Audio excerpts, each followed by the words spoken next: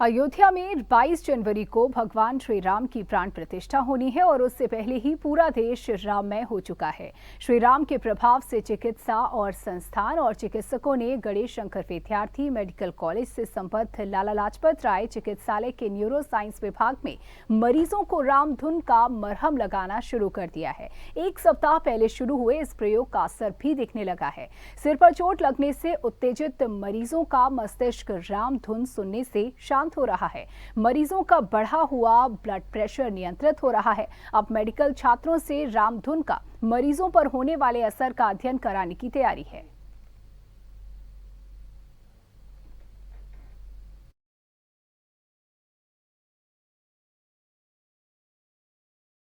Actually जो हमारे यहाँ पेशेंट आते थे, हम लोग देखते थे कि जो है अक्सर वो जो है हेड इंजरी के भी एजिटेटेड होते हैं, हेड इंजरी और उन सब के लिए।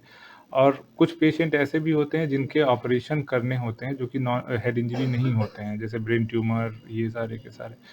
तो उसमें देखा जाता था कि ऑपरेशन के पहले या पेशेंट के जो है बीपी, शुगर, ये सारे के सारे फ्लैक्चुएटेड हुआ करते थे, कि जो है अगर ऑपरेशन से पहले बढ़ जा रहे हैं बीपी, और जो है पेशेंट जो है एजिटेटेड। जब जब से हम लोगों ने ये शुरू किया है, तब से देखा गया है कि वो जो है पेशेंट जो है काफ़ी रिलैक्स रहते हैं।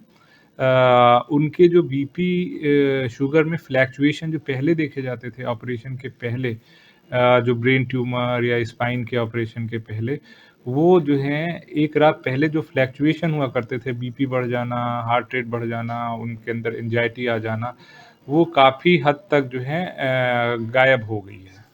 तो ये जो है क्या कहते हैं, बहुत लाभप्रद है। जो पेशेंट जो हैं इच्छुक होते हैं, उन्हीं को ही दिया जा रहा है ये किसी किसी धर्म विशेष के लिए नहीं है, ये जो पेशेंट इच्छुक हैं उसके लिए उन्हीं को दिया जा रहा है। और हम लोगों ने भी इसमें कोई खर्चा भी हम लोग का नहीं आता है, क्योंकि हम लोग जो है मोबाइल से उनको दे देते हैं। उनके हेडफ़ोन हुआ करते हैं, जिसके थ्रू जो है वो खुद भी ले सकते हैं। कानपुर के सबसे बड़े अस्पताल हैलर अस्पताल में अब मरीजों को संगीत थेरेपी के सहारे सही करने के मामला सामने आ रहा है।